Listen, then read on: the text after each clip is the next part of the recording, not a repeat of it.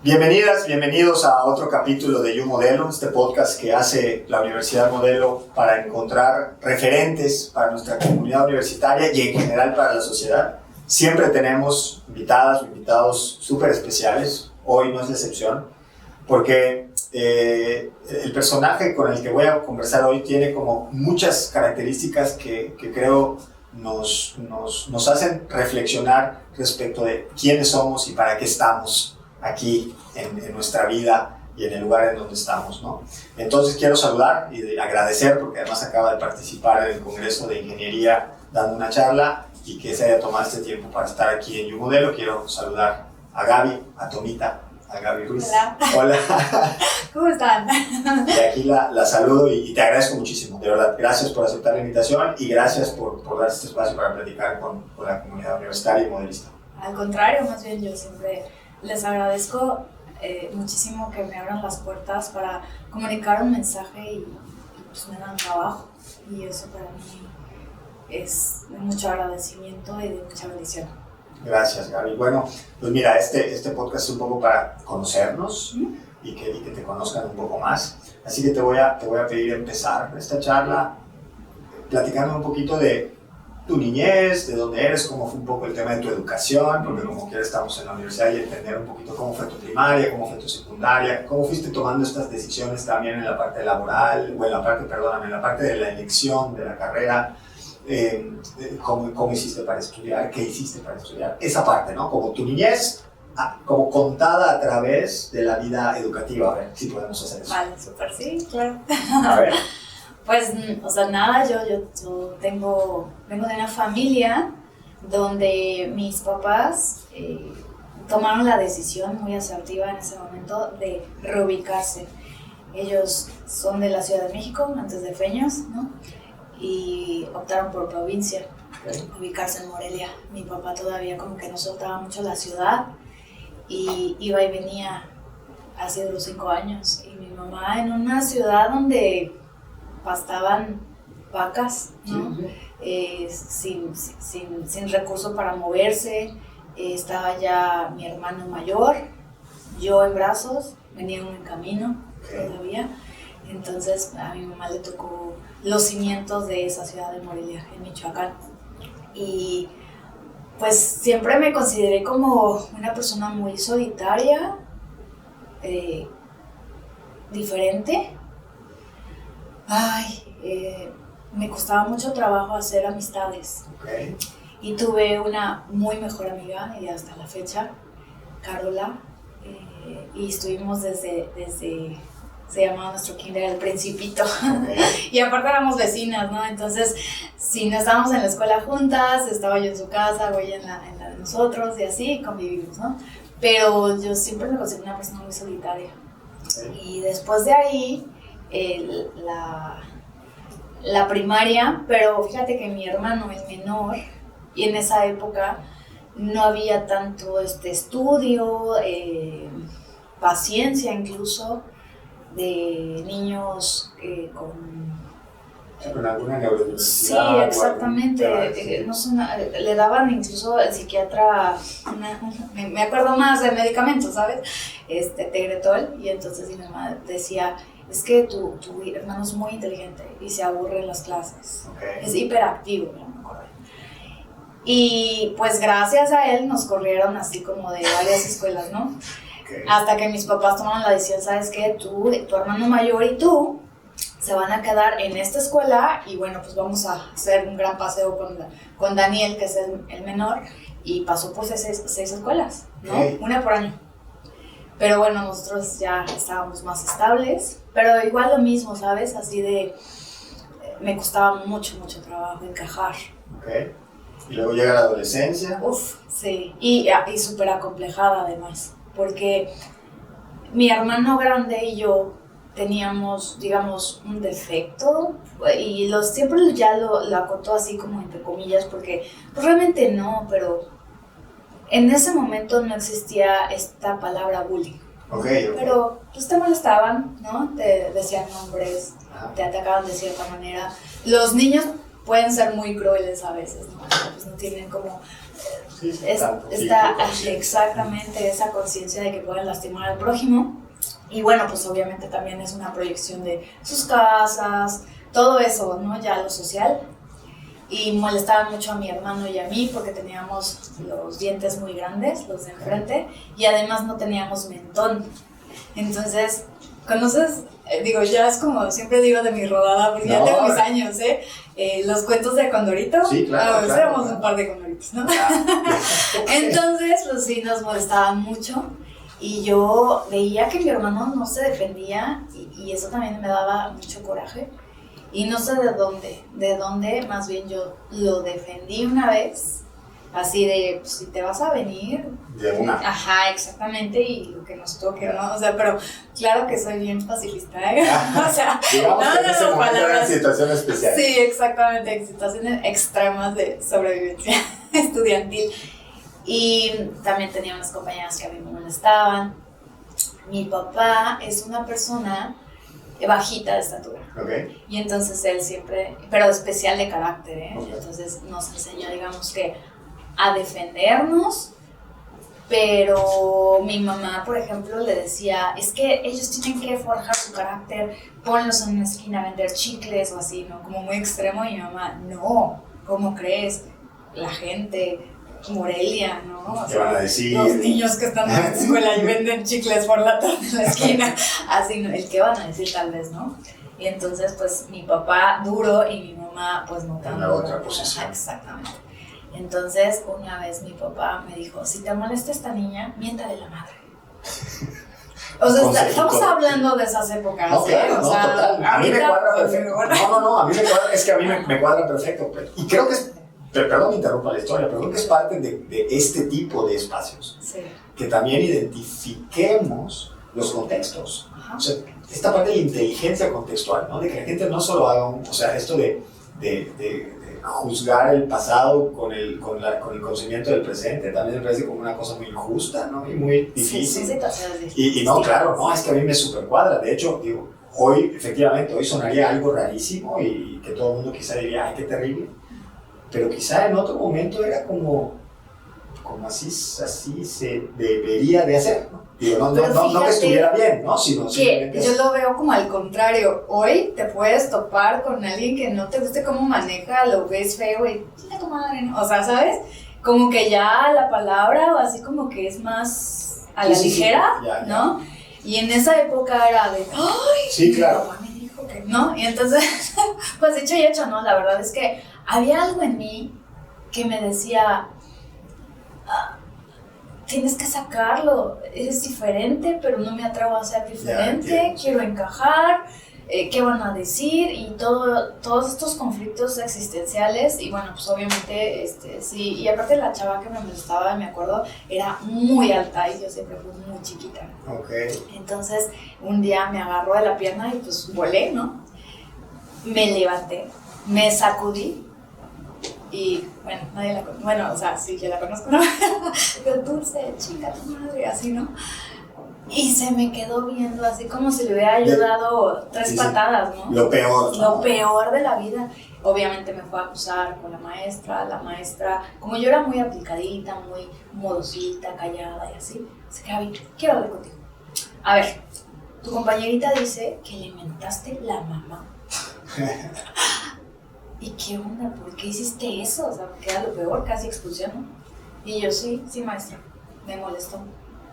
¿Por qué hiciste eso? Porque me dijo mi papá. No creo que tu papá te haya dicho eso. Y yo, sí, ahí está, pregúntale. Sí. Sí, o sea, yo dije, pues hice lo que tenía que hacer en aras de tener como una libertad de no serle molestada, que decía, ¿no? Pero, bueno, pues así como que con ese algo, ímpetu de querer, sí tener amigos, pero a la vez también mis papás, como te digo, eran muy especiales y me decían, Gaby, tu mejor amiga soy yo, no confíes en nadie.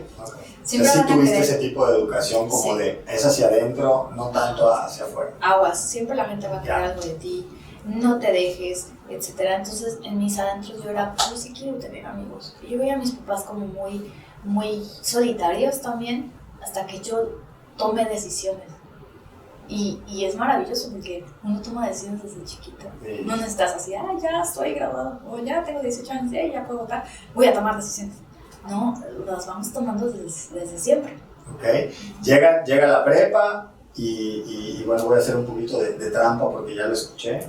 Pero entonces llega el momento en el que estás por terminar la prepa y empieza en ti como esta inquietud de creo que la universidad no necesariamente quiero hacerla aquí. Entonces cuéntame esta parte. Fíjate que mi hermano, el grande, se había ido a Ciudad de México. Entonces, pues yo dije, pues yo también.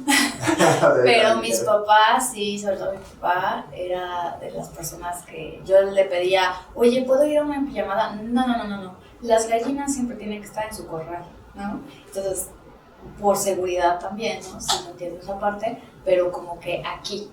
Además de que pues no sabemos si tú vas a lograr ciertos resultados o pues te vas a casar. Sí, que también esa época, ¿no? Entonces yo, papá, mira, es que yo me quiero ir también, abrieron una universidad en Morelia y nada más estaban las carreras como bases, ¿no? Administración, ingeniería, las más cotizadas. Las tradicionales. Exactamente. Y yo, papá, es que yo quiero mercadotecnia. Ándale, Guadalajara, Ciudad de México. No. Y hoy lo pienso y dije, ¿cómo fue posible eso? Digo, afortunadamente, gracias a Dios, siempre todo es perfecto y pasó para algo, cuando uno lo resignifica y cuando uno dice, ok, fue para esto, ¿no? Tiene un propósito. Pero en ese momento yo tenía una entrevista con el asesor de carrera y ese asesor era de las carreras administrativas, o sea, yo podía escoger mercadotecnia como a mí me gustaba o administración. Yeah. Y mi papá se metió a esa entrevista. Okay. Estábamos los dos sentaditos. Yo siempre fue como que la hija chiquita está jugando a ser la estudiante universitaria, ¿no? La hija chiquita que está jugando la casita, la hija siempre, ¿no? Para los hijos de mi papá. Entonces ahí el asesor me estaba platicando de la carrera, de que sí, el tronco común lo iba a hacer en Morelia, pero ya después me iba a tener que ir a Ciudad de México, Guadalajara, y mi papá ahí interrumpió. Dijo, a ver, pero a ver, ¿no sería mejor? Yo estudié administración de empresas, y entonces es un todo. Para ya después que se gradúe, si todavía tiene ganas, estudiar como una especialidad en eso que le gusta. O sea, como para tratar de llevar la situación a que te quedaras. Sí, ¿no? por supuesto, la conveniencia era esa. Y el director de carrera, el asesor, era licenciado en administración de empresas. Y pues le dio la razón a mi papá. Ya ves, tú lo que vas a estudiar es administración de empresas. Y pues estudiar administración de empresas, ¿qué te digo? ¿No? La verdad es que es algo muy completo, sí, pero si yo me soy sincera, no quería. Es más, la verdad, si me soy mucho más sincera, no tenía ni la más remota idea. O sea, ¿De qué querías o por qué, no? Simplemente era como que avanzaba. Sí, o sea, la vida te avanza, ni modo que te quedes a estudiar, ¿qué quieres, no? Y aparte de la prepa, pues ya sabes que te dan tus áreas, que humanidades, que medicina. Bueno, soy un chapulín. Me gusta todo y aparte te hacen los estudios estos psicométricos y todo eso. Bueno, salí para todo, pero para nada. Claro, sí. Me identifico, mis evaluaciones vocacionales eran similares. Era como que en todo parecía que podía ser, aunque y obviamente, dado ese resultado, en nada salías como experto, ¿no? Sino todo es medio todo, sí. Sí, ¿no? Y tú quieres así como algo más digerible, o sea, como ¿por qué a este vato se le da el violín, ya es experto en violín, ya resolvió su vida porque toca el violín y es profesional? Qué bendición que su talento sea ese. ¿Por qué carajos yo no? ¿Por qué no hay uno? ¿No? Ni deportista, ni esto, ni lo otro. No, entonces sí, para mí era un momento de confusión y sí, yo acepto que en ese momento dije, pues ya, lo que sea. Y entonces empiezas, sí, en Morelia. Empecé en Morelia y varios semestres y te digo que es que de mis hermanos, yo fui, siendo la única mujer, siempre tuve esa cosquilla, entonces había esta oportunidad de irte a intercambio internacional. Ok. Pero pues yo no doy paso sin parache, ¿verdad? Entonces, una amiga me dijo, oye, ¿y si nos vamos a Francia? Y yo, qué padre, sí, ¿no? Pero yo sí me quiero ir un año. Y yo dije, espera tantito, yo me quiero no tanto, o sea, así como que híjole, ¿no? Porque yo soy mucho de mi casa, me tenían como que muy protegida también. Es el estilo de una familia tradicional. El apego también, ¿no? Y me dijo, mira, vamos a hacer una cosa. Yo me adelanto a una ciudad que se llama Toulouse, en el sur de Francia. Y el próximo semestre yo te recibo. Yo ya voy a tener casa, yo ya voy a saber la ciudad. Tú déjate venir. Como más en blandito, ¿no? Sí, y uno dice, perfecto, vacaciones, ¿no? Un semestre. Y todo el mundo te habla que es increíble, una experiencia de intercambio, etcétera, etcétera. Bueno, pues yo me confié. Ya no hice ningún tipo de investigación. Yo dije, ella me resuelve la vida, ¿no? Como que de pasar a mis papás, me recargué en ella. Okay. Me resuelve la vida, ¿no? Entonces, cuando ya cruzó el charco, o sea, me doy cuenta de que fue un viaje muy largo, sola. Llego, hacía mucho frío y lo primero que me dice ella, me dice, ¿sabes qué, Gaby? Pasó una cuestión de que el español que te iba a dar su lugar, pues ya no se va a ir, ¿va? Entonces, pues te va a tocar buscar. Sí. Y en mi cabeza era de, ¿cómo? O sea, ¿cómo se hace eso? Claro, ¿no? ¿Cuál es el instructivo de esa parte que no leí, no? Sí, había que salir a buscar. O sea, yo era la típica persona aplicada, muy ñoña, sobresaliente haciendo las calificaciones porque estudiaba. O sea, si tú me ponías un examen, o sea, yo del libro te pasaba todo. Era eso. Y cuando me dicen, oye, esta es la vida, resuélvela, espérame, ese capítulo no estaba en el libro. Exactamente. Entonces, pues realmente me fue muy mal, muy, muy mal. Lejos de tener una buena experiencia, me pasaron ciertas cosas. Y había unos estudiantes que te acogían y pues obviamente los hombres acogen a las mujeres y viceversa. Y entonces era como para ligarte. Y a mí me dio el choque cultural muy fuerte. Yo sí batallé mucho porque... Y reclamaba, ¿no? Yo decía, Dios, de verdad que tú no me diste el chip de tomar, de la fiesta, o sea, yo soy rara. Yo veía a todos embriagados en la fiesta, ¿sí? O sea, sí. Y tú no te la estabas desmana, sí, no me estaba pasando nada bien. Y una amiga me hizo una mala jugada, les platicó a todos. En ese momento yo tenía un novio que habíamos decidido no cortar. Y yo lejos, ¿no?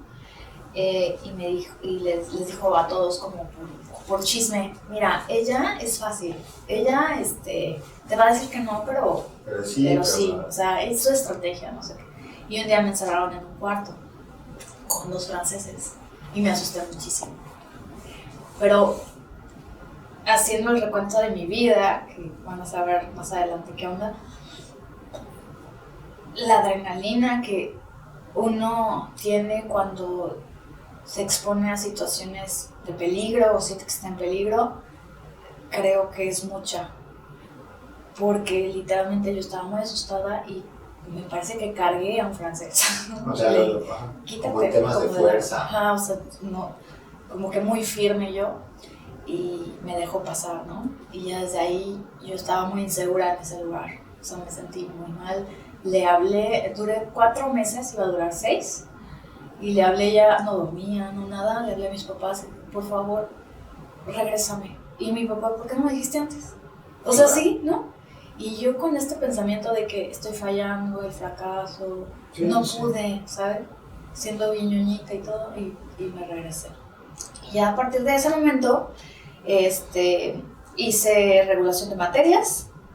Y después mi novio en ese entonces se fue ahora de intercambio y yo dije, ¿y qué voy a hacer aquí? Porque siempre en Morelia yo fui la hija de, la novia de, la hermana de. Entonces por eso me cambié a Querétaro. Y entonces cuando tú regresas de ese intercambio internacional, que ya no tienes a tu novio, digamos, a esta parte ancla, sí, decides buscar en Querétaro. Exactamente, pero más cerquita. Sí, por si las moscas. Esta seguridad, ¿no? O sea, sí, yo puedo decidir moverme, dependo de mí. Pero era para yo superar algo que no pude del intercambio internacional. Y yo dije, bueno, pues aquí estoy cerquita, debo de poder, o sea, debo de estar sola, ¿no? Claro, o sea, como ya era un reto personal. Sí, exactamente. Y entonces, bueno, en Querétaro, yo entiendo que en Querétaro terminas ahí la licenciatura. Ajá, sí. Terminas la licenciatura en Querétaro y venía luego entonces este otro reto de decidir, yo ya terminé la licenciatura, ¿qué hago? ¿Me quedo en Querétaro? ¿No me quedo? ¿Buscar el trabajo? ¿Qué? Esa parte, ¿cómo funciona? La verdad es que yo estaba muy segura de que no me quería regresar. O sea, tú ya habías decidido sí. que regresar, no. Sí, pero era mi decisión, ¿no? O sea, sí. No compartida con mi familia y mis papás estaban con los brazos abiertos de, pues ya terminó de jugar esta niña, ¿no? Entonces ya vente porque aquí está el negocio, porque te necesitamos, pues porque aquí está tu vida, porque ya terminaste el juego. Y pues cuando les doy la noticia de, ¿saben que voy a buscar trabajo? ¿Cómo crees? Mi mamá siempre me ha dicho, es que te gustan las cosas difíciles y aquí ya tienes todo armado, ya nada más vente, regrésate. Yo no, yo quiero empezar desde abajo. Y pues había una crisis de empleo y me gustó trabajo, tener esta oportunidad laboral en un parque industrial en Querétaro. Y bueno, pues Querétaro tiene todo, tiene servicio, tiene industria, tiene... Sí, además, en un momento además de crecimiento súper fuerte en Querétaro. Sí, me tocó todo eso. Y pues nada, o sea, en contra de prácticamente su voluntad, yo quise quedarme, sí, pero aún así no soltaba el cordón umbilical porque pues obviamente tampoco es como que me pagaran tanto, era mi primer trabajo y yo necesitaba cubrir ciertos gastos y eso sí, papá. O sea, cuando había esa necesidad. Sí. ¿Y cómo es la relación con tu familia? ¿Ya estás trabajando tal, ya más o menos independiente? Esta decisión como de qué tanto los frecuentabas o cómo te movías o cómo viene esta parte y ya nos empezamos a acercar a esta situación, a este momento disruptivo que tienes en la vida. ¿Cómo es que se da esa situación? Yo nunca fallaba. O sea, yo lunes a viernes yo trabajaba de 8 de la mañana a 5:30 y los fines de semana, después de checar mi salida el viernes a las 5:30, yo me iba a Morelia. Okay. Así. No fallaba. O sea, todos los fines de semana. Todos los fines de semana. Híjole, bueno, sí, te he de confesar que uno que otro, pero fueron así como contados, tal vez 3, 4, en donde ya me empecé yo a confiar y empecé también a hacer amistades y yo ya quería hacer mis planes, entonces ya no me cuadraba ir hasta Morelia, entonces de alguna manera me escapaba, yo les decía, estoy trabajando el fin de semana, le hablaba al vigilante y le decía, ¿sí habla mi mamá? Es que estoy trabajando. Esto no me la comuniques. Claro. Dile que estoy juntas, o sea, bien. Sí, ridículo, pero era el momento en el exacto, pero me escapaba a Ciudad de México, me escapaba a Veracruz, me llegué a escapar a Monterrey, ¿no? Entonces, la verdad es que me puse en peligros que ahora, siendo consciente, madura, pues sí pudo haber pasado algo más grave, ¿no? Que no me encontraran, me paraban varias veces en los retenes o en las patrullas, ¿no? Sí. Por ese exceso de velocidad. Entonces, pues ahí siento yo que juegas con fuego y eventualmente no sé qué. Y entonces en ese tema, y hago la recapitulación, tú pues ibas, o sea, hacías carretera prácticamente cada fin de semana y digo, la más común que era de Querétaro a Morelia y eventualmente a otro lugar, pero te acostumbrabas este tema de manejar en carretera, sí. ¿No? Y hacerlo de manera consistente y hacerlo muchas veces y bueno, hace un momentito mencionaste la velocidad. Cuéntanos un poquito ese momento, que sí es un momento como muy disruptivo de esta parte del accidente, ¿no? ¿Cómo sucede? ¿Qué es lo que recuerdas?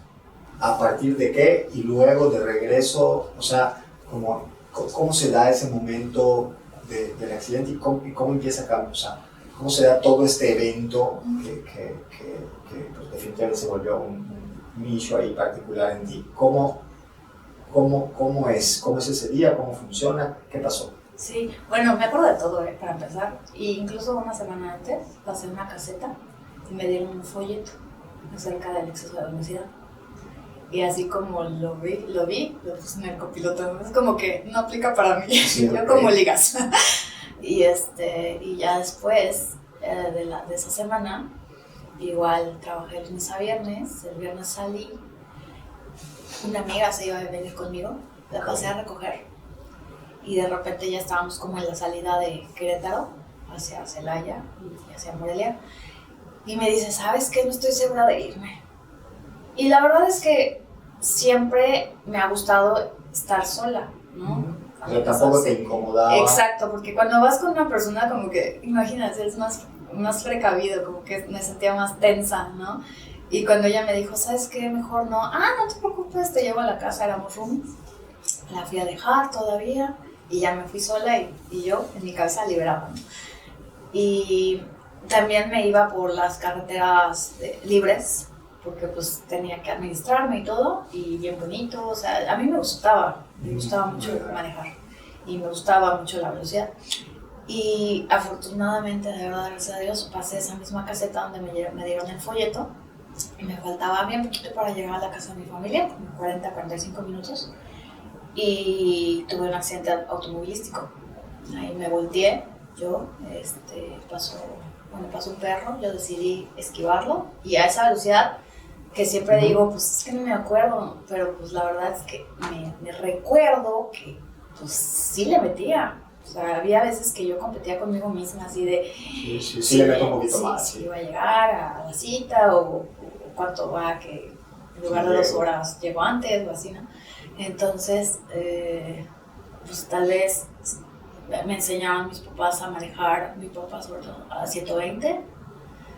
Pero pues uno cuando ya agarra confiancita y lo haces... Ibas a una velocidad... Sí, 140 o 160 kilómetros por hora llegué a ir, de verdad sí, ¿no? Y me volteé. Y ahí pues no es como que haya pasado mi vida por mi cabeza ni nada. En realidad, el pensamiento principal, y yo creo que lo que me mantuvo aquí en la tierra y viva, fue mi mamá. Porque mi mamá un día siempre ha sido muy aprensiva, entonces yo haberme quedado en Querétaro o dejarme ir, fue para ella, si te pasa algo, yo me muero. Si te pasa algo a tus hermanos, yo me muero. Entonces yo me sentía muy responsable. Y dije, no me puede pasar nada porque deshago a la familia, así prácticamente. Entonces mi mamá, yo siento que agarró su brazo y con ese pensamiento y me trajo, ¿no? Pero dices me trajo, pero el me trajo aplica solo si contamos la parte, el me trajo es solo si contamos la parte de que hay un momento en todo esto que acabas de contar, que viene el accidente, que estás muy mal, que en el evento te encuentras a alguien que te dice espérate y tal, y te ayudan y lo que sea, pero luego sí hay como toda esta parte del hospital y no sé qué, y hay un momento como que dicen, oye, hay que avisar porque falleció, ¿no?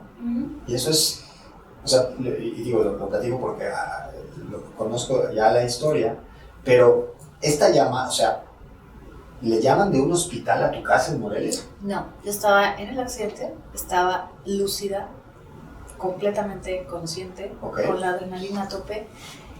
Viene la persona a ayudarme, que no, de verdad que tengo muchas lagunas mentales y no soy para nada buena con los nombres, pero lo único que recuerdo es que me dijo, yo soy enfermera. Lo cual, si algún día me escuchas, por favor, te lo agradezco muchísimo y tú sabes quién eres, fuiste el ángel, ¿no?, que me ayudó en ese momento. Y le dije, ¿tienes un teléfono? Marca el 443, o sea, yo así, ¿no?, dígito por dígito, y era el teléfono de, en ese entonces, el novio que yo tenía. ¿Por qué? Porque siempre contestaba. Mis papás nunca. Pero ellos él sí. Y él les avisó, pero yo incluso me acuerdo haber hablado con él. Oye, ¿sabes qué? No voy a llegar. Tuve un accidente. Después avisé a mis papás. Y no sé cómo se hizo la comunicación, porque después, ya me chismearon, pero eso fue después que me enteré, que mi papá habló con el paramédico, me iban a regresar a Cámbaro, en lugar de trasladarme a Morelia, pero mi papá dijo no, a Morelia no hubiera sobrevivido en Cámbaro por tanta pérdida de sangre, etcétera, la especialidad que necesitaba. Entonces me llevaron a Morelia y yo ya estaba tranquila porque ya sabía mis papás. En el trayecto de la ambulancia, esta persona, esta enfermera me estaba platicando, me estaba haciendo muchas preguntas. Yo estaba tan lúcida, tan enfocada, que hasta le decía, oye, ya me hiciste la misma pregunta 3 veces. Claro, o sea, ¿por qué está pasando esto? Ajá, sí, pero que no tienes otro tema de conversación. O sea, yo en realidad, en mi cabeza yo no dimensionaba que me había sido tan grave, ¿no? E incluso yo llegué a pensar, o sea, ¿por qué no me jala? ¿Por qué no me levanta del coche? O sea, ¿qué le cuesta, no? Todos esos pensamientos y de qué voy a hacer el lunes, cómo voy a regresar a Querétaro, muchas banalidades. Cuando llego al hospital, abren las puertas y yo veo a mi papá a la distancia, a unos metros, y le levanto el brazo derecho y le hago así como, le levanto el pulgar y digo, ahorita vengo, voy a que me enyesen el brazo, ahorita salgo. Y ya no salí. Más bien, esto ya fue contado por mi abuelita por medio de un diario. Todos los días documentaba lo que me estaba pasando, quién me visitaba, cómo reaccionaban. Y entonces, en ese diario, ella narra que los doctores salieron a darle la noticia a mi papá de que ya no había nada que hacer. Y mi papá, su carácter especial, por eso no juzgo, es especial. En lugar de lamentarse o en lugar de resignarse, no, mi papá, no sé las fuerzas de dónde las agarró, y le empezó a decir al doctor, no me diga pendejadas acá afuera, vaya a hacer adentro su trabajo, ¿no? O sea, con esa autoridad, ¿no? Ajá, entonces el doctor se regresa y pues sale de nuevo y está reaccionando, ¿no? Pero yo ya llevaba 1 minuto, 15 segundos, 1 minuto y medio, no sé, ya sin respuesta, ya los signos de la presión y cardíaco en plano, y después siempre no. Te dijo, ahora sí que literal dijo mi papá que siempre. Sí, exacto. O sea, y bueno, regresas, obviamente continúas con un tratamiento médico porque habías tenido obviamente un accidente sumamente grave, ¿no? Y ahí es donde viene este tema que también habla de esto, pues sí, de esto del apego, de esto de aferrarse, ¿no? a las cosas. Y es justamente cuando quiero platicar de esta parte, porque viene una decisión que es trascendental respecto a qué había que hacer para que tú pudieras seguir estando viva, ¿no? Y viene una decisión que justo quiero que me la platiques, porque después de que me la platiques vamos a tener como esta parte del next step, que también tiene que ver con este cambio de paradigma en ti, que es, cuéntame de esta parte de estando en el hospital, en una situación crítica, hay que tomar decisiones, y bueno, tienen que ir tomando decisiones tus papás, ¿no? Sí. Que eran quienes tenían que decidir, los responsables. Cuéntame un poquito de ese momento. Pues a mí me tocó la parte más sencilla porque yo estaba dormida, inducida. Entonces, pobres de ellos, tuvieron que tomar esa decisión. Yo me desperté después de 9 días, más o menos, en donde ya habían hecho muchas cirugías. Y estaba sola, era madrugada. Y de repente yo ya no me sentí igual, ¿no? Yo digo siempre que soy muy inteligente, entonces ya no pensaba lo mismo.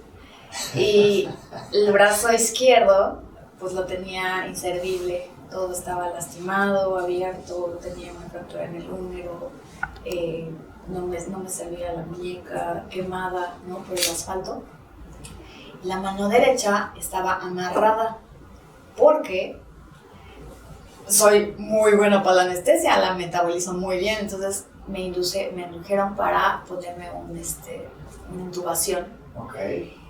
Y me desperté, cosa que no debe de suceder. Me asusté porque pensaba yo que no estaba respirando y lejos de eso me estaba llorando, ¿no? Y me saqué el tubo con la mano derecha y empezaban las máquinas a sonar y yo sentía que estaba en una película y que todo el mundo iba tacleándome, entonces yo me defendí. Claro. Con la mano derecha, creo que desconté a una enfermera y entonces se enojó y amanecí ya amarrada. Okay. Entonces, yo así como que no fue un sueño, sí fue real, sí me desperté, sí le di Y además golpe. estabas en esta parte también de que entre la inducción de la Sí. anestesia y tal. Y todo eso, que es real, porque estoy aquí, porque tengo hambre, porque no me dan de comer, porque tengo sed y así, ¿no? Entonces, únicamente tenía la posibilidad de mover un poco el cuello y tal cual jirafita, como que lo estiré y vi que ya no estaban las piernas. Entonces, no hubo necesidad de que alguien me diera la noticia. Yo sola me di cuenta. Yeah. Porque también eso era como un súper problema, ¿no? Porque ya después que me contaron mi familia de no sé si hicimos bien, no sé si hicimos mal, hay muchas opiniones, ¿no?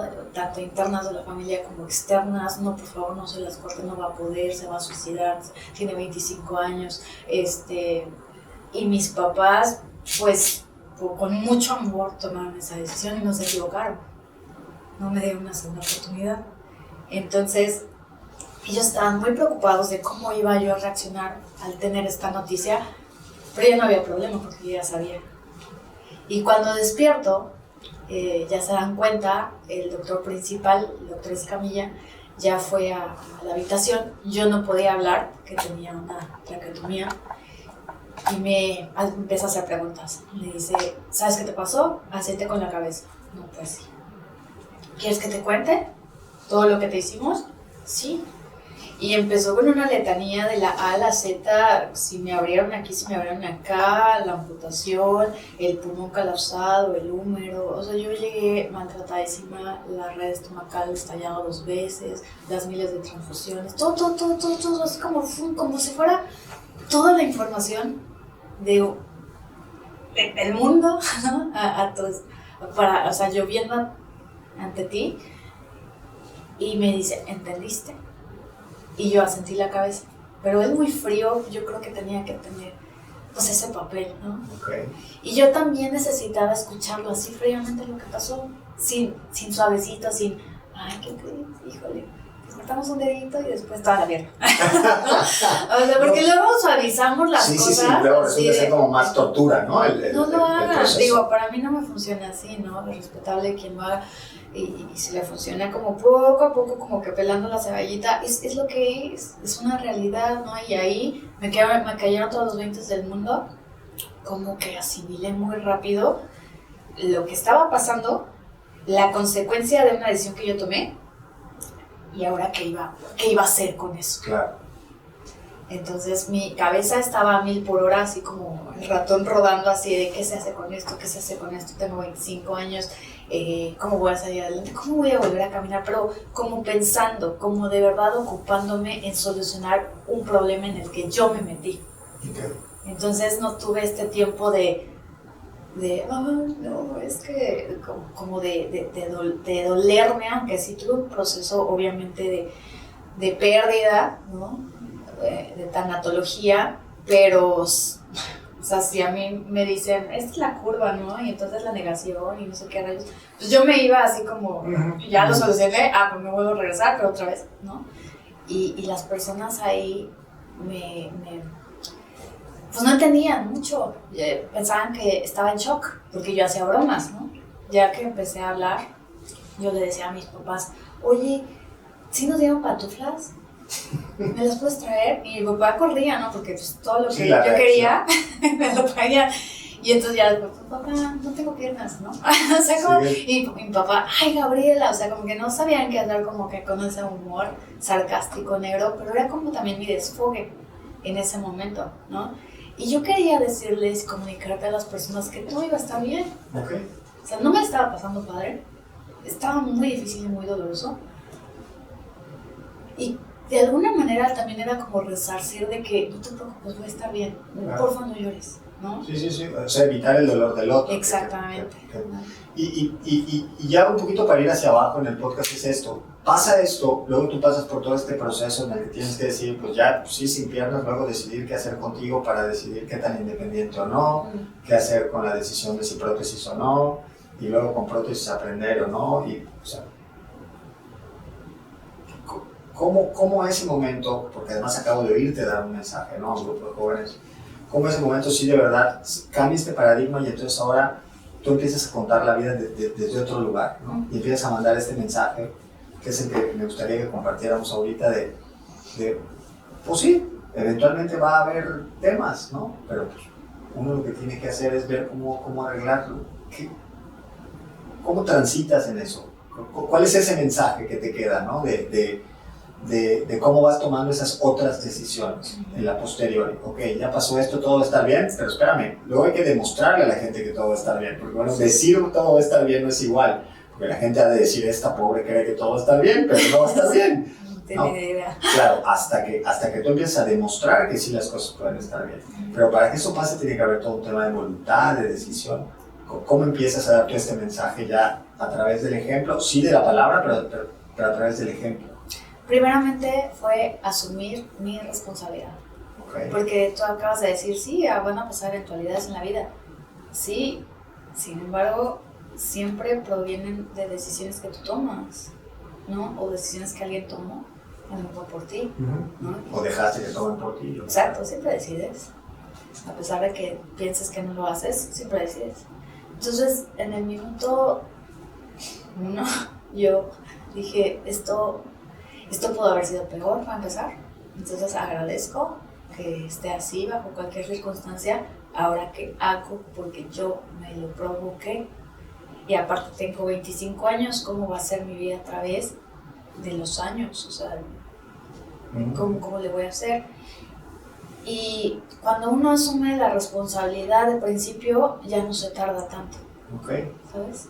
Entonces, a partir de ese momento, yo empecé a buscar esas soluciones y encontrar información que sí de las prótesis, que también muy válido y noble hubiera sido tener siempre una silla de ruedas, ¿no? Siempre y cuando fuera mi decisión. Claro, a eso me refería. Sí, entonces, yo quise dar lo mejor. Yo quise, si en mi cabeza tenía la posibilidad de mover los muñones, porque me hice mucho daño también en la espalda, que también tuvieron que poner un puente ahí, pero tenía esa posibilidad porque la iba a desaprovechar. Ya había desaprovechado muchas cosas antes, en mi juventud, donde las personas incluso me decían qué hacer, ¿no? A pesar de que yo no quería. Claro, es que después de la infancia y la adolescencia que nos cuentas como de todo impuesto y el bullying, no sé qué, de repente te vuelves la echada para adelante, la del ejemplo, la que tiene que demostrar, la que toma la iniciativa, la que tiene gente alrededor, la que le habla a la gente. O sea, es como un gran cambio. Y por supuesto era por mí, para mí, ¿no? Porque mira, mi mamá muy noble, ella me dice una vez, Gaby, tú no te preocupes de ahora en adelante. A partir de este momento, yo voy a hacer tus piernas. Y de verdad que lejos de sentir lindo, para mí como que fue un cachetadón, ¿no? Duro, ¿no? Y ajá, yo dije, ¿por qué me mientes, mamá? ¿Por qué me dices esa gran mentira? Porque por ley de vida, yo, de verdad que yo y el sentido común somos uno. Sí. Por ley de vida, tú te vas a morir primero. Claro, ¿Y luego qué voy a hacer? Claro. O sea, me estás mintiendo, ¿va? Entonces yo sé que yo tengo que hacer para mí lo que yo quiero hacer. Mis piernas o mis ruedas. Yo conmigo. Y fue, sí, una situación difícil porque pues obviamente mis papás sobreprotectores, siempre en una burbuja a sus hijos, y yo les tuve que comunicar muy amorosamente que me dejaran caer y que no me ayudaran a levantarme. Porque mira, yo me doy cuenta que en aras del amor los papás quieren solucionar la vida a los hijos, pero eso termina siendo más daño, porque después los hijos salen sin herramientas y salen sin estos aprendizajes súper valiosos para enfrentar la vida. Y la vida es dura, o sea, yo no puedo mentirle a la gente y decirle, ay no, que te vaya súper bien. Sí, claro. Pues sí es mi deseo, ¿verdad? Pero no sé, no soy maga, ojalá que yo te lo pueda dar, pero pues como no. Es la verdad, enfrentarnos con una realidad. Y creo que como sociedad tenemos este tabú de no decir la verdad o de suavizarla, pero al mismo tiempo quien es receptor de la información es muy sentido o no quiere recibir la verdad. Entonces somos una sociedad así, hay que ser realistas, hay que decir la verdad. Digo, hay formas. Sí, también, claro, ¿no? entiendo. Entonces, a partir de que yo asumí esa responsabilidad, yo dije, es para mí. Y pues obviamente hubieron muchas cosas en el camino donde dije, changos, o sea, Gaby, date cuenta que no solamente es una consecuencia de que perdiste las piernas, o sea, de que te dan de alta los doctores y te dicen prosigue con tu vida. Lastimosamente eso no sucede porque te das cuenta que en el camino vas teniendo otras pérdidas. Pues obviamente ya no tenía coche, ya no tenía trabajo, mucho dinero se fue. También yo sabía y asumía que esto de las prótesis iban a ser muy caras, de por vida, se tienen que cambiar cada tanto. Claro. Y además las personas no siempre se quedan. Entonces unas se van, otras se quedan, etc. Entonces han sido muchas pérdidas, pero lejos de... Sí, obviamente en su momento hubo mucho dolor, pero lejos de decir, híjole, qué mala onda la vida es con uno, es de mucho agradecimiento, porque creo que así es un perfecto presente en donde tú vas avanzando con él, no fuera de él, no así como que alejado de la realidad, no quiero saber y privarte de la vida, ¿no? Ajá, tu presencia está ahí, ¿no? Entonces yo no me la quería perder, yo quería vivir, digo, en 5 años, pues, un polluelo, ¿no? y yo en mi cabeza había perdido muchas oportunidades antes, yo no me quería privar de nada. ¿Iba a ser difícil? Pues sí, pero mira, si tú me dices, vamos a escalar este muro, yo te voy a decir, a lo mejor vas a llegar primero, si es que no claudicas. Y yo voy a llegar como en 3 días, pero voy a llegar diferente, distinto. Sí, esa es mi meta, ahí está. Era para mí. Y cuando tuve estas pérdidas, sobre todo de personas que creo que fue difícil, yo me dije, Gaby, esto creo que no es un castigo, más bien es una bendición, porque habrá entonces personas que no te dejen avanzar, pero date cuenta.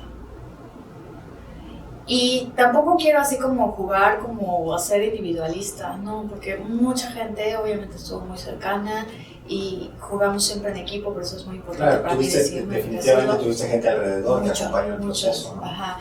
Desde la persona que me regalaba una sonrisa, de la persona que hacía una limpieza y me daba un conito con agua y me decía, ¿tienes sed? ¿Estás cansada, verdad? Y ya era el único comentario que me decía. Desde ahí hasta el especialista que solucionó de mi espalda, el protesista que me dijo, no te tiene por qué doler. A ver, vamos a hacer estos cambios. Y wow, increíble, ¿no? Entonces, mucha gente, pues sí, estaba... Y necesitamos más de esa gente que realmente sea genuina y que realmente... Porque tenga esta vocación de hacerlo. Sí, esta pasión, ¿no? Buenísimo. Sí. Y no por hacerlo y no por tener que hacer las cosas, porque pues eventualmente vas haciendo algo que no te gusta. De acuerdo. Voy a romper el momento porque quiero ir cerrando el podcast con algo que para mí es muy importante, porque te escuché también decirlo y con eso ya nos vamos a ir de salida, que es, ahorita que les planteabas a los estudiantes y a las estudiantes unos escenarios y tal, y hablabas de unas iniciales que tienen que seguir porque la cima, y les hablaste de esto. No va a salir, no voy a profundizar en eso, pero luego les decías, hay una H ahí, que pónganla donde quieran, pero que es muy importante. Sí. Y decías que era el H de humor. Ajá, que es el ingrediente secreto. Y yo ya te escuché, porque ya convivimos un ratito, y tienes como esta forma como padre ácida de hacer este juego con humor siempre. Muy rápido, para que ya vayamos cerrando, es... ¿Qué rol juega el humor en todo esto que te toca vivir? O sea, ¿cómo manejas eso? Está bien padre porque eso lo vuelve más natural. Okay. No es algo que sea una carga y creo yo que es parte de normalizar ciertas situaciones. Cuando las personas me conocen, si me conocen sentada o así, pues sienten que, o sea, ok, es una más, ¿no? Ojalá que diga, qué buena onda es esta chica. Cuando ya me incorporo, pues ya como que no lo imaginaba, ¿no? Mi situación. Y cada quien tenemos una situación en particular, pero yo siempre he pensado que el humor es este ingrediente que le pone que sazoncito al momento difícil y que te lo aligera. Yeah. Y para mí es importante contagiarlo y que otras personas, incluso, o sea, si yo me burlo de mí, ¿por qué no te vas a burlar de mí? No te preocupes, o sea, digo, a mí no me afecta. Está de cercano mi esposo, pues sí, a veces sube TikToks, ¿no? Así de, es un pan Bimbo, ¿no? Así de, ¿no? O sea, de que no tengo piernas o así. Yo, o sea, de verdad, hay gente que se ofende y no sé por qué. Sí. Y para por eso mí, hice la pregunta, sí, sí, porque es muy rudo ese tema. No es ofensivo, es, pues, estás ciego si no lo dices, o sea, tienes miedo de decirlo porque dices, ay, no, ¿qué van a pensar? Me voy al infierno, ¿no? Pero hay que decirlo precisamente para normalizarlo, tratarlo de forma natural. Tener una discapacidad no siempre es motriz o mental, claro. O sea, ¿sabes? O sea, hay otro tipo de discapacidades que es que tú mismo te limites, ¿no? Que tú mismo te traiciones. Que te autoboicotees, que sientas que todo te ofende, eso que es, no quieres ser. Sí, todo eso para mí es la discapacidad, no esto. Entonces, porfa, mijo, pues hay que hablar de las cosas que son reales, ¿no? Y yo lo expongo, o trato de exponerlo de una forma también muy natural. Padrísimo, Gaby. Pues mira, a todas y a todos los invitados de este podcast yo siempre le pido 3 cosas, sí. a todos los que han venido. La primera es que nos cuentes algo muy rápido, que creas que es alguna anécdota que no has dicho públicamente. Digo, no necesito una nota de 8 columnas, ¿verdad? Sí, ¿no? Puede ser que ayer te tropezaste. Pero algo que creas que es una anécdota que no has contado públicamente, que crees que es un buen mensaje para algo, ¿no? Para dejarlo como algo anecdótico. Fíjate que soy un libro abierto, pero a la vez soy muy reservada. Y la verdad es que siempre he querido compartirlo, pero ahora que me haces la pregunta, como que me das pie a decir que estoy muy enamorada. Y sigo muy enamorada, pero por decisión propia. Y todos los días es decidir estar con el amor de tu vida, que primero eres tú. Y estoy acompañada de un ser maravilloso que es mi esposo, entonces nunca lo saco así como al tema. Y un día sí me dijo, oye, siempre hablas de tus cosas y de tus exes y no sé qué. Y yo que soy el de todos los días, sí, está fuera de la foto. Yo me fleto esto, ¿no? Y la verdad es que es un ser maravilloso. Me confieso enamorada de mí, de él, de la vida, y de que voy a aprovechar estos momentos que Dios me está regalando para vivirlo al máximo. Padrísimo. La segunda es, ya conociste un poco la institución, ya conociste a parte del equipo, ya estuviste un ratito aquí en el podcast. Si tuvieras que sugerirme a alguien, ¿no? Para que yo invite a este podcast a Yo Modelo, ¿a quién me sugerirías? Ay, eso está bien complicado, porque para empezar yo no soy como, o sea, pública. Ajá. Soy como que muy en mi cuevita. Y no conozco a tantas personas, y la que conozco y admiro mucho pues ya no está. Digo, siempre hablo con ella todos los días, ¿no? Pero no la vas a poder así como citar. No va a llegar. a menos que ores, ¿no? Y esa sí te la voy a deber, ¿no? Pero ¿algún personaje que admires como de la parte, como de no sé, puede ser de la vida pública, quizá algún deportista, algún artista, algún académico, alguien si que pudieras traer a Chris Martin de Coldplay. Está bien, lo arreglaste muy bien. Listo, saliste de ella muy bien. Saliste muy bien. Y la última, siempre, pues este podcast se llama Yo Modelo, y el chiste es como encontrar estos referentes, estos modelos a seguir, y es un poco este juego de palabras con el nombre de la institución.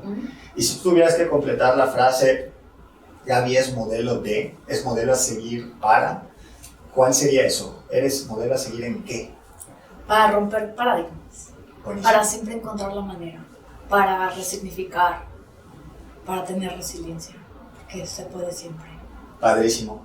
Y en este podcast nos vamos a despedir diferente porque en esta ocasión nos estamos despidiendo con un modelo a seguir de romper paradigmas, de cómo encontrar siempre el cómo sí de la resiliencia. Y en esta ocasión nos vamos a despedir y el adiós vamos a hacer de pie. Sí. Nos vamos a despedir de pie para despedir el podcast. Muchas gracias, nos vemos en el siguiente capítulo y adiós. Ya nos despedimos. A la 1, a la 2.